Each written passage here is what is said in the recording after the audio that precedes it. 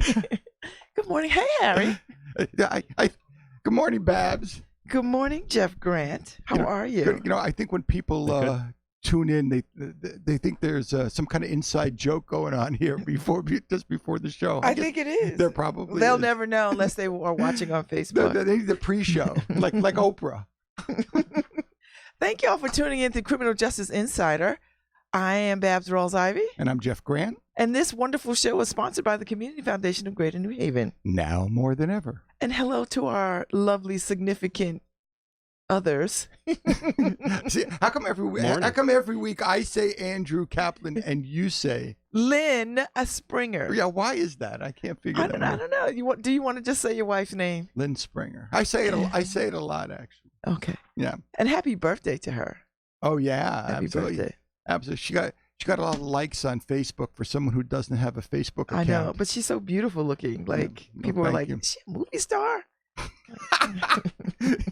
She a movie star? Yeah, so. Well, she's embarrassed right now if she's listening. So our guest today is Michael Kimelman, former hedge fund founder and manager who was incarcerated for a white-collar crime. Did you move some money? Is that what happened? Not quite, but it's within the ballpark. We are going to learn about it. So we're going to learn about it. But we want to give some shout-outs. Jeff and Jackie Polvari are going to speak October 30th at the Western Connecticut State University event. What is that event? That is a criminal justice panel. I think we're the only ones on the panel, as far as I know. Mm-hmm. But the wonderful Marilyn Kane and her husband George, both who are affiliated with the university, invited us to speak. Nice. So it's at 5:30 at their West Side campus, 43 Lake Avenue Extension, and everybody's invited. It is free to the public, and we hope everyone will come out, and we certainly hope our community will come out there. It's going to be a good night, especially for people who are underserved and underrepresented. Mm-hmm. And then both of you all are going to be speaking at Albertus Magnus on November 14th. Oh yeah, apparently we're making the rounds. Okay. So I see it. They're like Sonny and Cher. Yeah. Yeah, right. Yeah. Well, there's a few things coming up. So Jackie had her retreat, and you and I both spoke at that. So I just hung out. I really just hung out. Is that true? Yeah, I hung out. I got there for lunch and stayed till dinner. But I thought you were actually a presenter. I mean, it was informal. We just chatted. Oh, nice. So it was nice. Like nice. It wasn't, Nice. Did they ask you for your autograph? I hope not. No. I made some new friends though, so it was really nice. Yeah. So it was good. It was good. So, all right. So, Michael Kimelman is a former hedge fund founder and manager who was convicted and incarcerated for a white-collar crime. You're a member of the white-collar support group that Jeff runs, which is wonderful. And so you're here to talk a little bit about your life and the stuff that you're doing around, let's see, to empower people with the skills and mindset to become resilient and prosper in the face of adversity. How about that? Plug the book up at the beginning too. I don't see it. No, page 2. There's a star by it. Oh, go ahead. Let's see. What is it? Oh, you have a book. I do. Confessions of a Wall Street Insider: A Cautionary Tale of Rats, Feds, and Banksters. That sounds like today. Except they're all sitting in Washington. So it's nonfiction. It's perpetual. Not much has changed. So how are you? Welcome I'm good. To Criminal Thank you Justice for having Insider. Me here. Yeah. Okay. I'm great. So where would you like to start? Anywhere in your story. You tell me. I could start from the beginning. Yeah, start from the beginning. But I'll make it quick. Yep. I won't dive too deep. We've got the book for that if you want to get into the nitty gritty. But did you bring a copy of the book so we can hold it up? No. I did not, but I do have one in the car. Okay. All right. For emergency situations, I keep one. I grew up in Los Angeles and went to East Coast for college, West Coast for law school. Mm-hmm. Then took a job with a New York law firm, Sullivan and Cromwell, which is one of the big New York law firms because I thought that's where, the action was. Prestigious. Exactly. Yeah. And, worked that job for a few years, met some great people. It was the late 90s, and there was a lot more interesting things happening in tech and finance. And I sort of was tiring of sleeping under my desk a couple nights a week, as people are apt to do in big law. So I lateraled over to finance and then worked for a series of firms, a series of hedge funds, did very well, and then eventually started my own fund called Incremental Capital in about late 2007, early 2008. And as part of that, it was obviously the timing was not the greatest timing. It was as the onset of the financial crisis. We actually did really well managing that crisis. But after we had gotten to the other side of it, at least from a financial point of view, in late 2009, the FBI kicked down my door. And that was a part of this galleon case.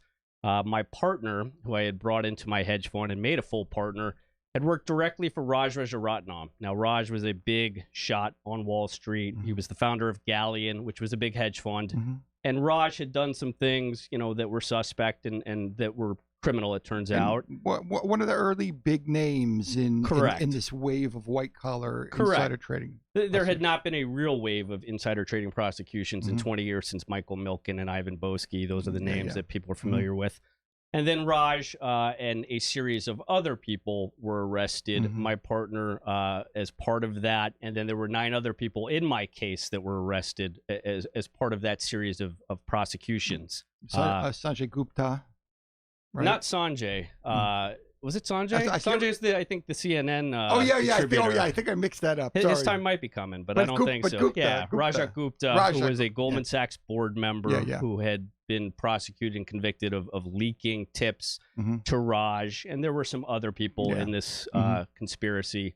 But in my case, there was about 9 of us. And, obviously this was a very different timeline and sort of scenario. But the feds came in, SWAT team, guns drawn, drug dogs, and basically terrorized my family. We lived up in, Westchester, 5 a.m. And basically, without a single question being asked, said, hey, either you cooperate right now or you'll see your kids when they're in high school. And I had 3 young kids at the time. I think my oldest was 7, and then I had boys 5 and 2. And I didn't even know at this point what I was being arrested for and did not cooperate. And then was, obviously charged and prosecuted. And we made the case to drop the case. And the feds came back a couple weeks later and said, look, based on this new information, which wasn't new information, it's just information they didn't know.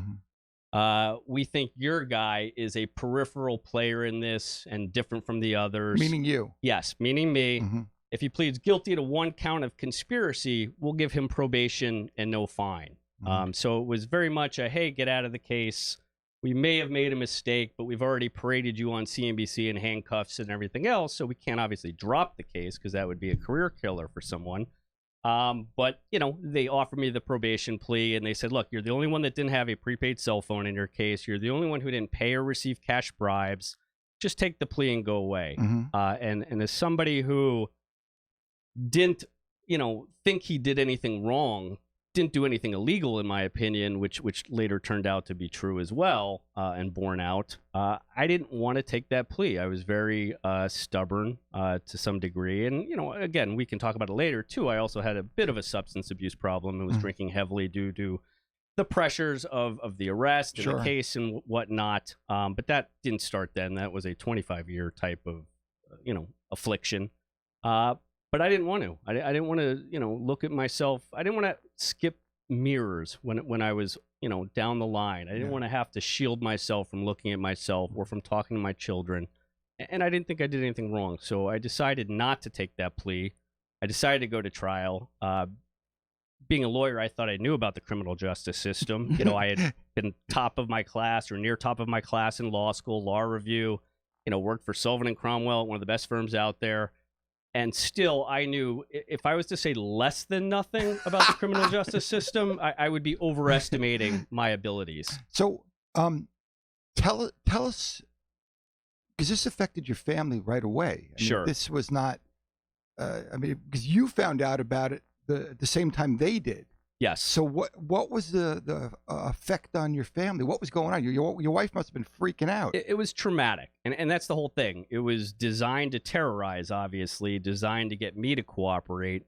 You know, and I'm not justifying it, but insider trading is a victimless crime. It's not like I was blowing up, you know, I had a nuclear bomb that was going to detonate in Grand Central. This isn't Jack Bauer in 24, where you had to send the drug dogs and the FBI SWAT team, guns drawn, to stop me. It was done solely to terrorize and get me to cooperate and to embarrass, obviously, and act as a deterrent. But, you know, I had young kids at the time who witnessed this and were terrified. I had a wife who was bawling. And then they saw their dad cuffed and stuffed in front of them and taken away. And then, you know, as you guys well know, this isn't Law and Order. None of this is, you know, 42 minutes to when you're arrested, to your plea, to your trial, to your sentencing. It's 2 years on pretrial before I even got a chance to present my side, again, in a system that's very different than any of us understand or that we're taught in law school. I mean, it's a very, you know, and I think things have changed a little bit since then, but it's not this idealistic, hey, it's an objective system where So while you're going through these 2 years, did you think that you should have taken the plea? Not at that time. And it got a little complicated with game theory, not to digress too much, but the feds eventually came back and also offered a deferred prosecution if my 2 co-defendants pled. At the time, everybody else pled out except my partner and his brother. So there are 3 of us left, and the feds sort of wink said, hey, if those 2 plea, we'll give you a deferred prosecution, because that's what we were arguing for. And they wouldn't have wasted the resources to take me to trial, especially offering a probation, no fine deal. So even if I wanted to plea, Babs, it was very difficult because, you know, had my partner pled, they would have dropped the case or a deferred prosecution, which is the equivalent of dropping the case. That's the holy grail in this type of scenario. So you saw the carrot of turning the negative sum game into the positive sum game. And it didn't quite work out that way. No, you know, and I kind of knew it wasn't going to. My partner was a little bit of insane, for lack of a better word, and, you know, very much in the sort of vein of, hey, if OJ got off, I'm going to get off. There's no way I can be convicted, and didn't have any legal background. As we're all kind of insane under that kind of trauma and pressure. Sure, some more than others, though. I mean, it's like anything else. It's a probabilistic analysis. If I go to trial.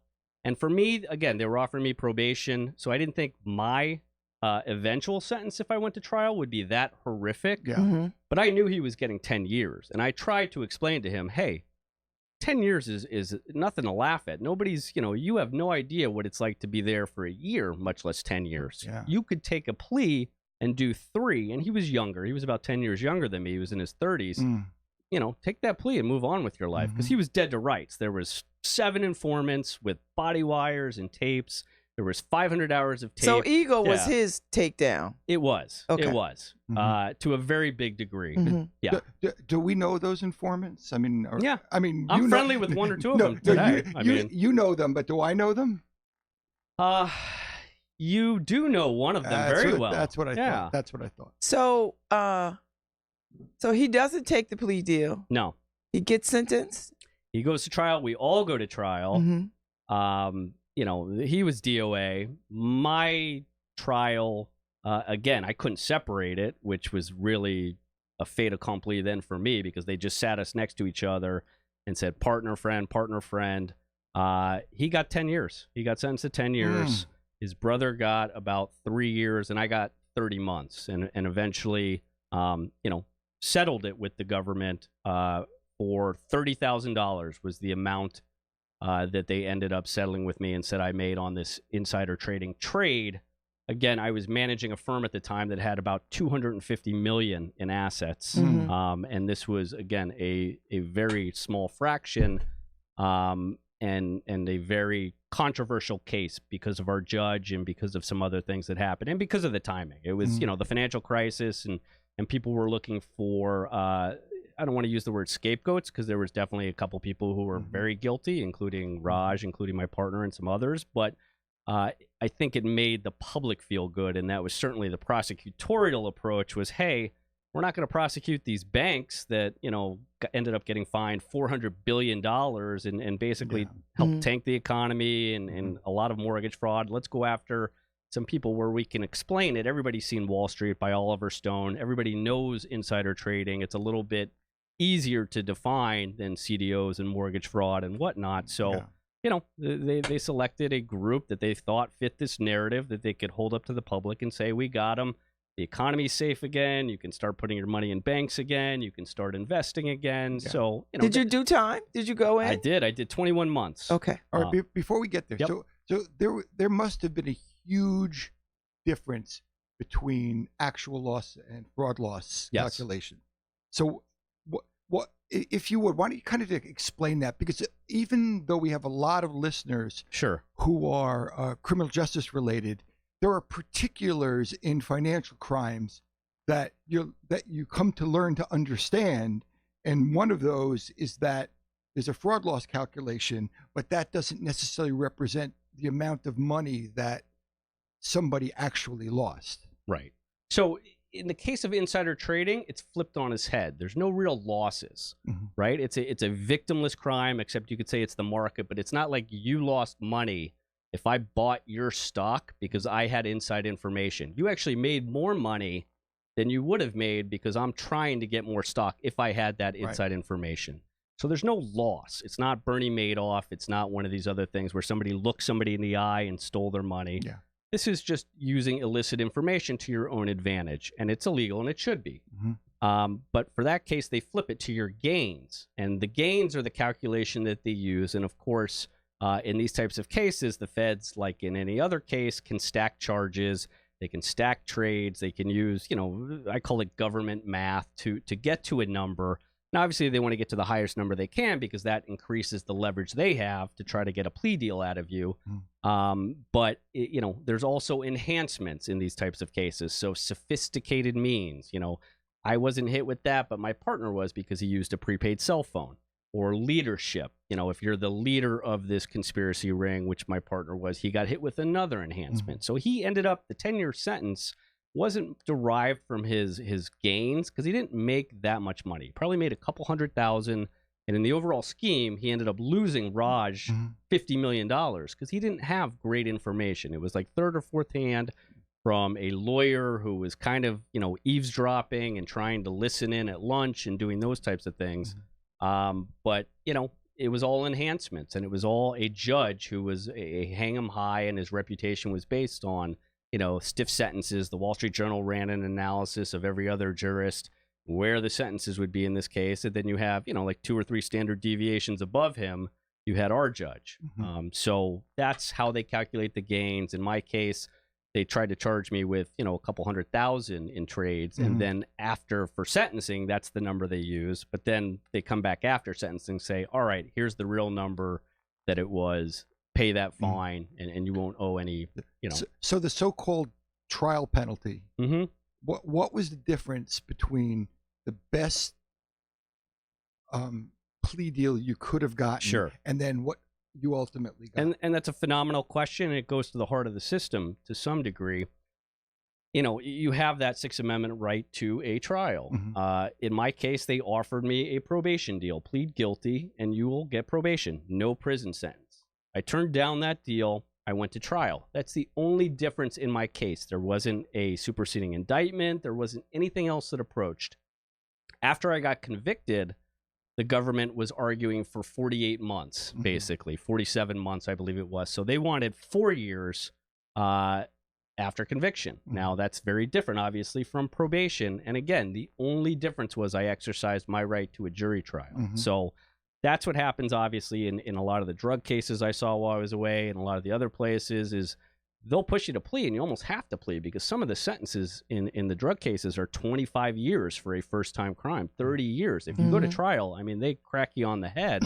So, a rational person will take anything. I mean, in my case, if they had offered me, or if I knew I was facing 10 years like my partner, I would have pled guilty no matter what, whether I wasn't guilty. If they said plead guilty to the Kennedy assassination, I would have pled guilty because I don't want to do 10 years in prison. So that's the strange math that's used in order to coerce defendants, whether they're guilty or not, to plea, and that's only one of the things. Obviously, lack of bail and other types of means, and not being able to afford counsel and whatnot, all go into that equation. But even in white collar, we see that kind of disparity. I mean, people are looking at a lot of time, not because their behavior was different, but because the loss calculation is so large, and so very few of those cases actually ever go to trial because it's just too risky. Right. Yeah. And I'll give you just, again, depending on who you have as a jurist matters as well. So in this case, again, Judge Sullivan was the jurist. My partner got 10 years for being a fourth-hand tippy, making a couple $100,000. Rajat Gupta, who you mentioned earlier, was a Goldman Sachs board member. That's the definition of an insider in insider trading. A Goldman Sachs board member who tipped Raj. Raj made about $17 million on that trade. He got 2 years from Judge Rakoff because it was Judge Rakoff. And I respect Judge Rakoff. I think he's one of the finest jurists in, the Second Circuit. Well, Jed Rakoff is very progressive. I mean, he's definitely leading a new charge about reasonableness in terms of sentencing. Progressive and independent. I mean, he's served his time as a defense lawyer. So when you're on the other side and you see what it's like, that I think lends a whole new perspective to the equation. Otherwise, most of the judges, obviously, as you know, are prosecutors, and it's like, it's the home team. So you automatically are tilting the field to the prosecutors. You're giving them the tools to enable certain things that will make it easier to prosecute a case, higher sentences, whether it's charge stacking or whatnot. So Rakoff, I think, and I think one of the keys to criminal justice reform would be to have some type of judiciary that is a little more independent, that maybe has to serve time as a defense lawyer, that, maybe sits in on plea deals as well, where a lot of this sort of leverage and coercion takes place. So were you pre-Newman, pre-Salmon, pre all of that? Unfortunately. Yeah. That is, Judge Sullivan in every single case after mine was overturned. He gave the wrong jury instructions in my case. He gave the government a lower burden of proof to jump over, where they didn't have to prove knowledge or a benefit from a tipper.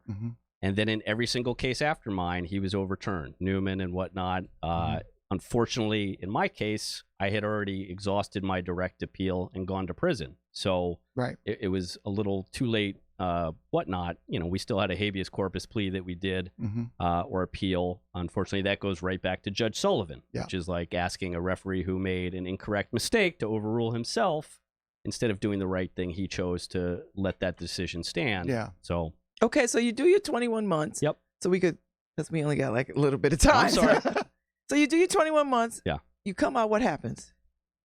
Come out and start with the shirt on my back. I mean, I was... Are you allowed to go back and trade? Nothing. Okay. I was a lawyer, so I lost my law degree. I lost my chartered financial analyst degree. You lost your law license. Lost all my, securities licenses, reputation, forever career, and finances. ever, or can you get them back? In New York, you can get your law license back in 7 years, and that's something I am considering.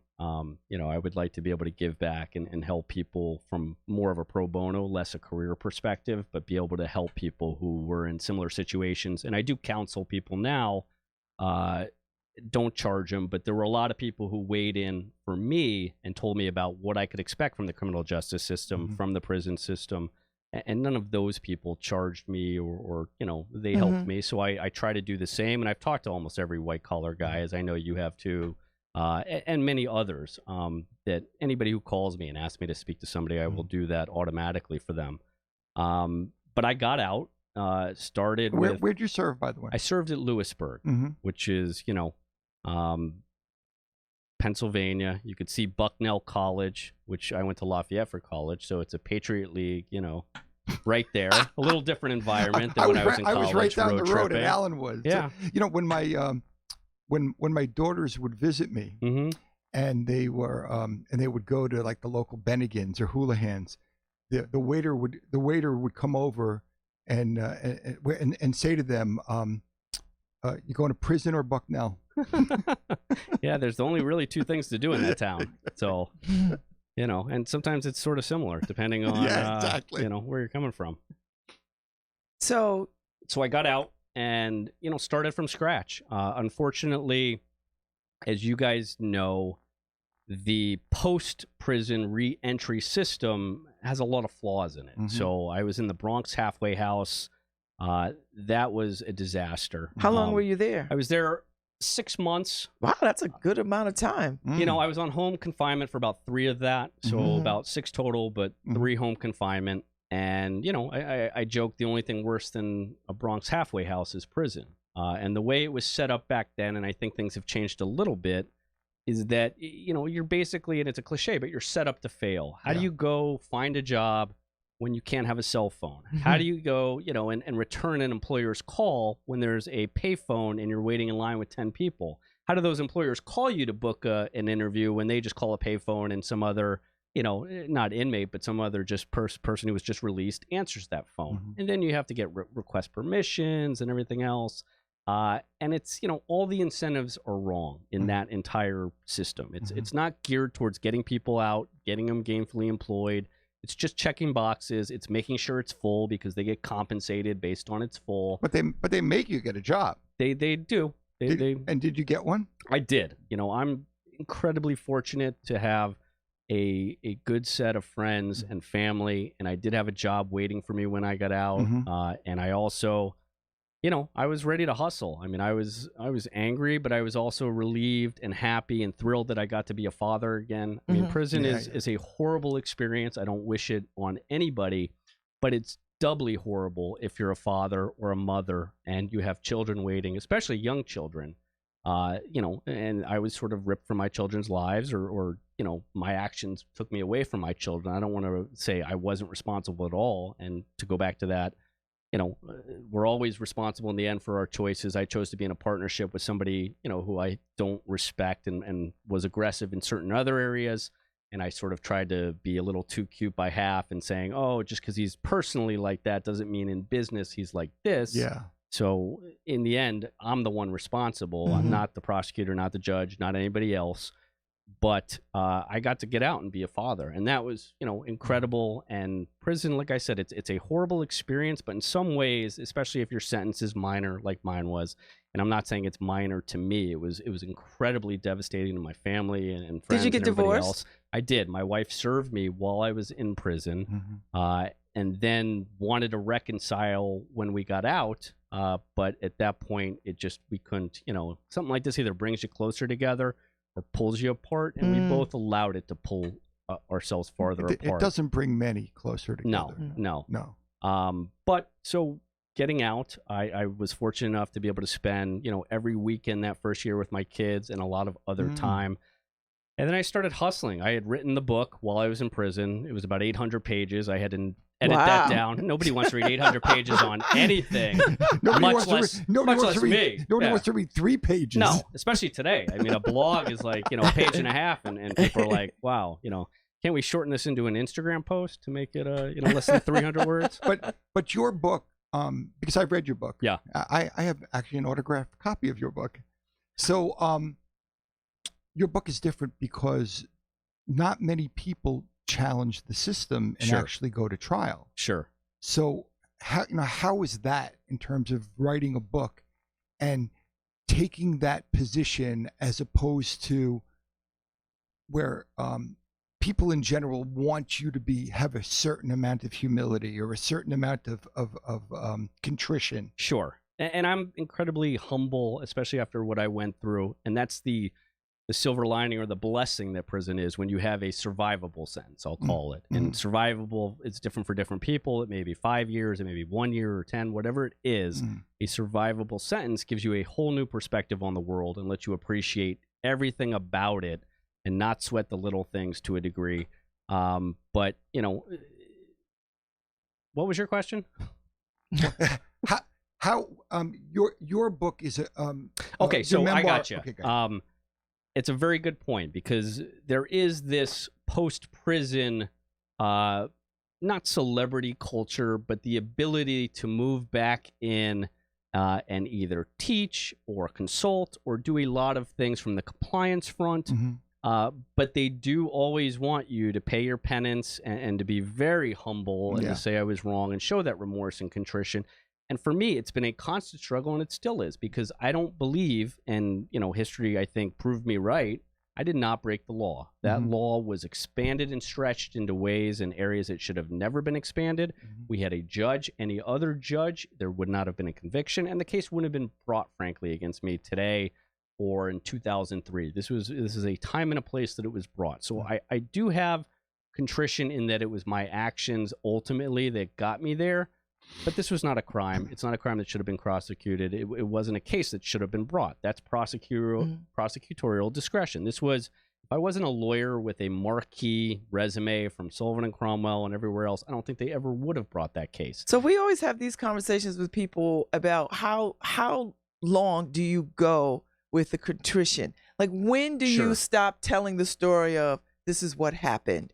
Like, when do you feel comfortable enough to be in the world without the cloak of incarceration, or leading with incarceration? I don't know if ever, to be honest. I've hit that point, just to be honest, and I do a lot of coaching and consulting and speaking now. So it's not the first thing out of my mouth like it was for the first 5 years, call it. But we do live, let's be honest, we live in the age of Google. So this is a permanent stain, a permanent record that can never be erased. You know, we're not as progressive as Europe, where they have some of these, laws that will shield you and your privacy.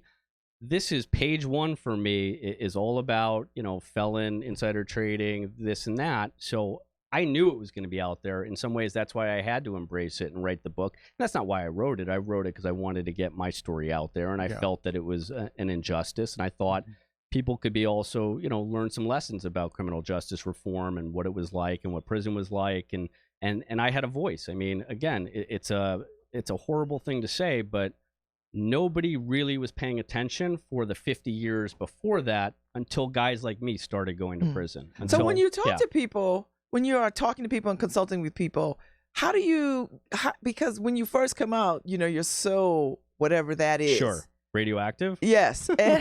And I think for the most part, people don't think that they're going to get past however long it takes for them to settle into their spirit about what has happened.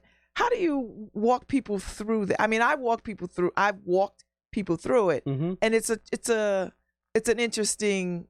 It depends on the other person who I'm talking to, whether or not they will successfully rise or drown. Sure. And how traumatized, if they recognize the trauma they're in at that particular moment. But that's my point. Like, oftentimes you'll get someone who is ready to sort of like, okay, I've accepted this and I can, but you get some people who are still like, not walking in the truth of what has happened. No, and again, I've always been very good about it, maybe because it was so public, but I think the only way to do it is just to have that radical honesty and transparency, and to be vulnerable about it too. And Jeff, you've done a fantastic job about that. That's actually how I found you, is you were on, I think, social media and posting some things. You can't choose how somebody else will react to you. You can try to guide the conversation, but in the end, if somebody's going to look at me and say, hey, 10 years ago, he made $30,000 on a controversial trade, I don't want anything to do with him, then that's their prerogative. I can't change him. I'm not going to try to waste my time or energy changing him. So you just got to be you. And then, like I said, you can handle it depending on the person. But what I found is the people who were most aggressive and angry and finger pointing and I don't want anything to do with you and wouldn't return my calls were the people probably who had some blackness themselves on their resume, or had done something themselves that just didn't get caught. And again, this is a highly regulated, a lot of gray areas in finance. The people in finance, especially, I'm not talking about everywhere, but the people in finance who were like, I can't ever speak to you again, were people themselves who probably had a couple of marks on the record. Maybe didn't get caught, but had done something. So for those folks, you look like them. Like, it's a mirror. It's the alternate universe or the path that might have happened. And again, it happened to me. I had my life upended in a pretty horrific way. It turned out, and maybe that's just the way I've approached things, but it turned out to be a blessing in that I took my substance abuse away. I was able to be a more present parent, a better son, friend, and everything else. And also to dedicate my life into areas that matter to me and have purpose, or I've tried to make it, in that area, versus just chasing money, which is what I was doing for many years, after law school. And I don't want to be one of those people where I would look at my law firm and I'd see 35-year-olds who looked 55 and then died of a heart attack. And, the ultimate for me was 9/11. I mean, my firm was right near the World Trade Center. And to see people jumping out of that building without going into too many details, because it's absolutely heartbreaking and devastating to me, and I do talk about it in the book. A lot of those people were probably people who said, hey, next year I'm going to quit this job and I'm going to go do something I love. Or, in 3 years, I'm going to take my family on that trip or do something that's meaningful to me. Everybody has his exit strategy. We all have our exit strategy. We all sometimes defer what gives us real meaning or gratification in order to either pay bills or do something that we think we have to do or take the path we're on. And that was the ultimate sort of, confirmation that, hey, I wasn't meant to be doing what I was doing. I've been giving an opportunity because maybe I would have just managed money for 20 years and been an old, tired drunk that wasn't, giving anything back to society or whatnot. I don't know if that's the case, but I took it as a new beginning and the ability to start fresh, do something different. And ultimately that all then looks at, are we a retributive society or are we a redemptive society? Do we believe people should have the ability to start over, to have a second chance, to redeem themselves, to help others and make an impact? Or, is any type of mistake in someone's life then ultimately lights out? And that's unfortunately, we're in that a little bit of that outrage culture now, where one mistake from any time in your life could be enough to set you back or stop you entirely. One of the ways I know that that you are authentic now is that we for listeners who don't know, we have a white collar support group that's online every Monday night. Our new phrase is economy exiled. You like that? I like that. And part of the reason is because there's a lot of people on that call who haven't necessarily committed financial crimes, but they're stopped from going back to their careers because they, for example, had a third DUI. So that felony will prevent them from going back. And they're disenfranchised from a community, and they don't really have the resources available. So we try to make ourselves available. We've never turned down anybody, frankly, no matter what their crime is. But and the first time you came on the call, and we encourage people to say as much or as little as they're comfortable with. And you did shared a lot in that particular call. So while we're on the call, my phone's on my lap because it's, it looks kind of like the Brady Bunch. Everybody's in a little box all over the country. And there were probably 20 people on the call that night. And my phone is lighting up with people texting me, can you send me Michael Kimelman's contact information? And that doesn't happen for people who aren't projecting enough authenticity or people who want to be helpful. And so I know a lot of people from that call have contacted you since, and even recently. So that's really a testimony to the fact that the message you're putting out there is spiritually right, and you're in the right place in terms of communicating with people. So what is the message these days? The message these days is, again, it's a redemptive message that it doesn't matter. We've all, to some degree, been broken. There's nobody out there. They may just put on a better face than you and I, but there's nobody out there that's not hurting or suffering or has been through trauma, whether it's divorce, bankruptcy, prison, or whatnot.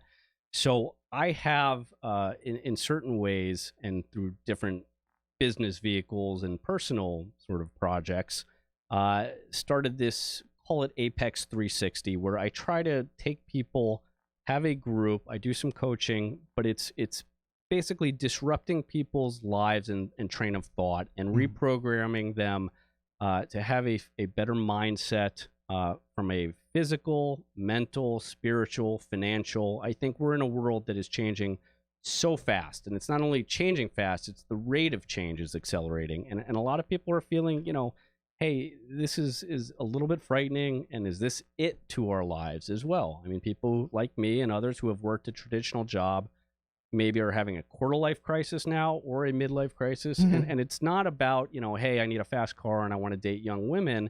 It's more about, is this really all there is to it? Mhm. Like, I thought there was something more. So it's diving a little bit deeper. It's that improvement on every single aspect of your life. Because if you just hit one of it, whether it's business, whether it's physical, you're going to be lacking. So that's why the 360, we try to make it a holistic circle of, your relationships, your family and friends. It's also mental, having the right mindset, and it's resiliency training. I mean, again, there's a story to be had about losing everything at the age of 42, literally walking out of prison with the clothes on my back, and then starting from scratch and rebuilding. And I've done that in a way that, there wasn't a lot of self-pity. I didn't indulge on woe is me. I had a bad judge or a bad prosecutor or any of that nonsense.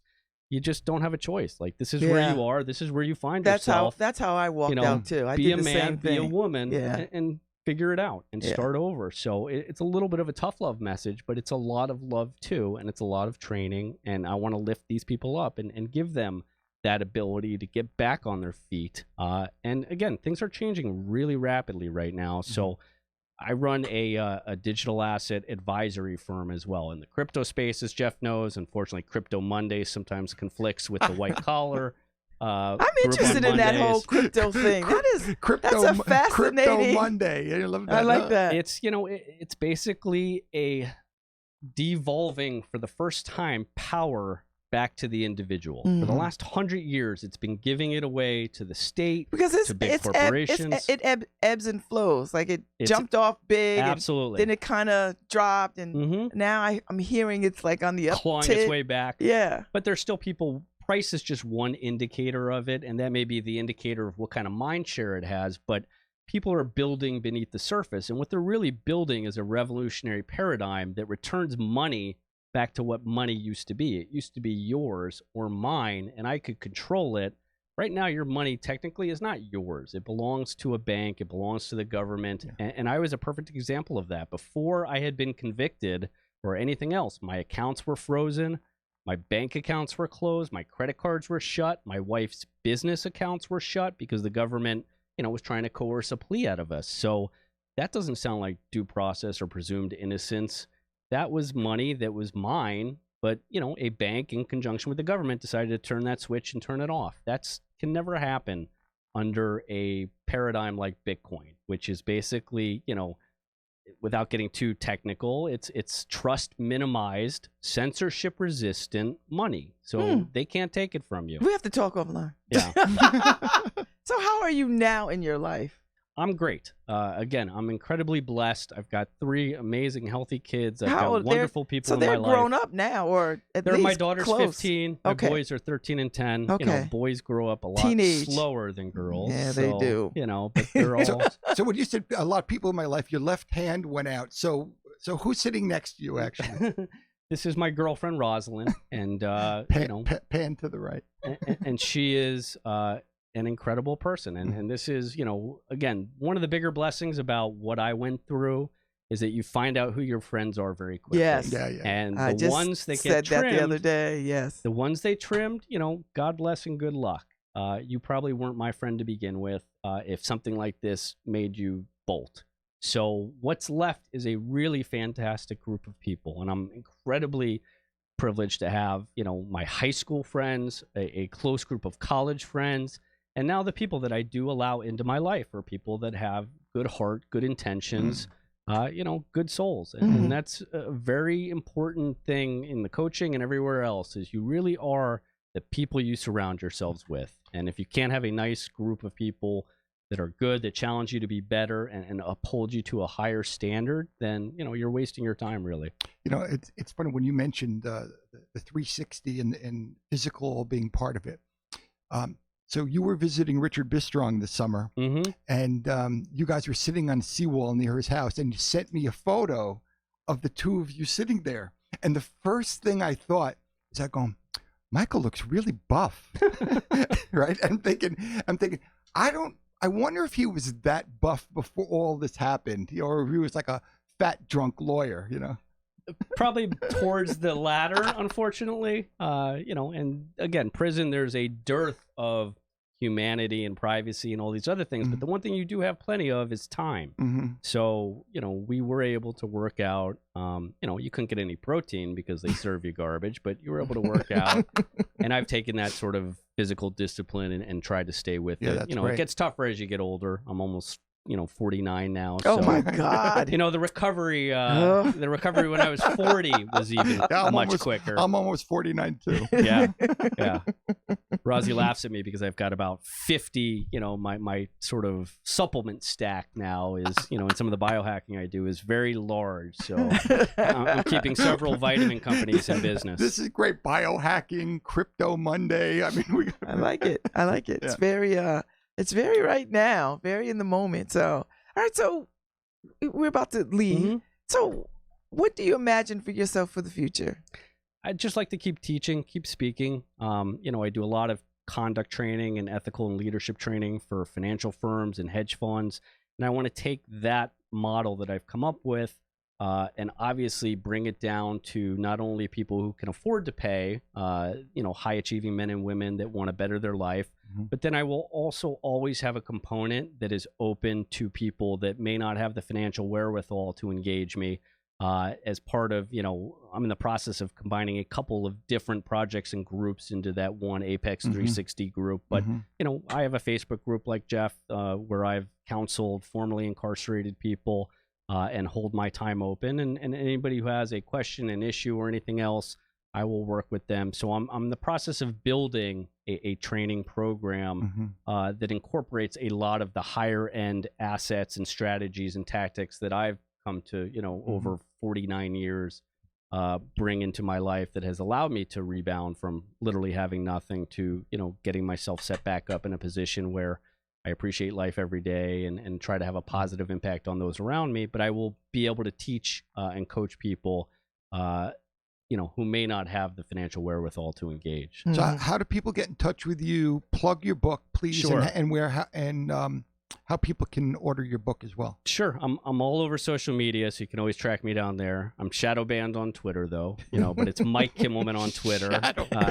don't know if it's the prison reform discussions or Bitcoin or whatnot, but I went from 15,000 followers to, still have 15,000, but I have no likes or interactions because nobody actually sees my posts anymore.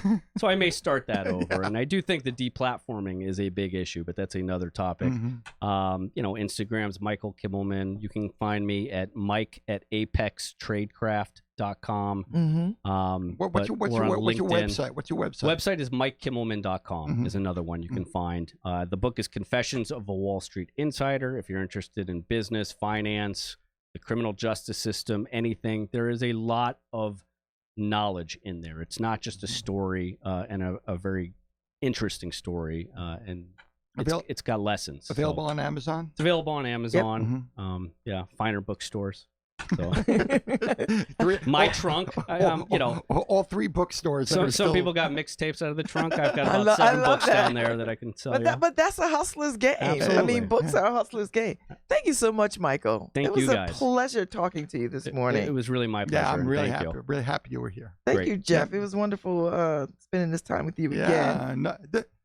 Another great show. Another good show. Yeah. And November 1st, we've got Corey Brinson, former attorney convicted for white-collar crime, who is now prison and pardons consultant, running for Hartford City Council. So he's our guest in November. But let's just make the point. As when we had Joe Ganim here, Corey's coming here because he has a criminal justice background. He's been in prison, and an interesting story, right? So, that's important. That those are our guests generally. Yep. So thank you so much for coming. Michael. Thank you, guys. Goodbye, Lynn Springer. Goodbye, Andrew Kaplan and Babs. Love you, Babs. Thank you, Community Foundation for Greater New Haven. Now more than ever.